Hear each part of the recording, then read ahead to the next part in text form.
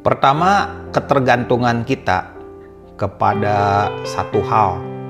Contohnya kalau kita bangun rumah, itu kan butuh esteger, di mana tukang untuk naik ke atas itu butuh alat-alat bantu.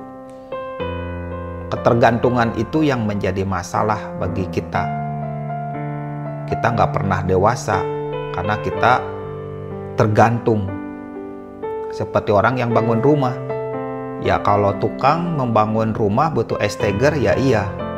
Karena dia harus manjat-manjat, naik-naik. Tapi kalau rumah sudah selesai, kenapa kita masih terus memasang estegernya? Kenapa nggak dilepas? Esteger apa yang kita alami hari ini? Esteger kita adalah KKR. Kenapa harus ada KKR? Emang ke ibadah biasa nggak ada? Nggak ada api. Emang kok KKR apinya lebih besar? Nah itu esteger. Gitu kan? Kenapa perlu yang namanya retreat? Ya supaya semangat. Berapa usia semangatnya? Seminggu, 2 minggu. Loh kenapa? Nah, itu esteger.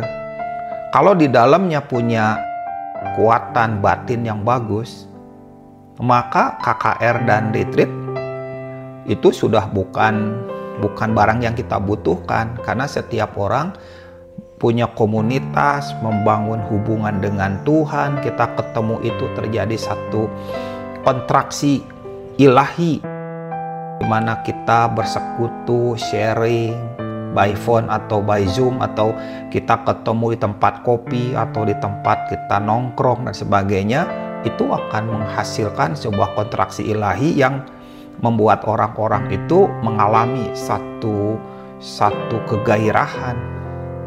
Lalu kenapa kita butuhkan? Rasanya kita harus bikin KKR ya sebagai program gereja setahun 2 kali atau setahun 3 kali, atau ada beberapa gereja setahun 6 kali gitu kan. Kenapa harus dibuat seperti itu?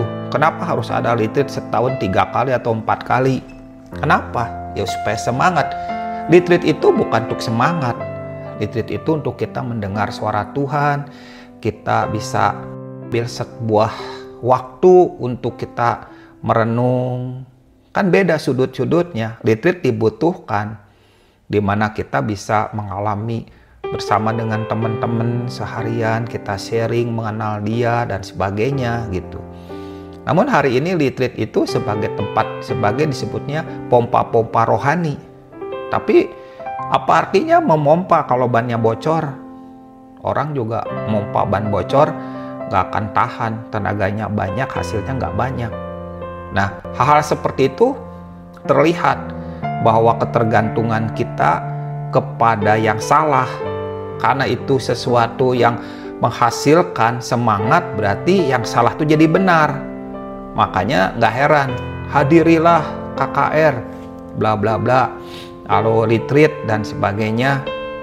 Harusnya setiap kita butuh waktu retreat, baik itu sendiri maupun secara kelompok. Itu akan membuat kita jadi makin paham bahwa alat bantu itu tuh nggak dibutuhkan karena rumah dah jadi. Tapi coba lihat sekarang, gimana kondisi rohani kita? Kalau kondisi rohani kita tanpa KKR, tanpa retreat bisa tumbuh nggak? Atau melempem? Nah itu artinya kita berarti Jesus plus. Cara menilainya begitu. Kalau seandainya kita gampang melempem, gak punya pewahyuan, tiba-tiba tumpul, tiba-tiba kita kok mentok, kok tiba-tiba, nah itu. Tapi kalau orang yang mengalami satu perjumpaan demi perjumpaan, itu tuh dahsyat. Tiap kali ketemu orang itu akan mengalami impartasi dari hidupnya. Hari ini yang dapetin impartasi seolah-olah para gembala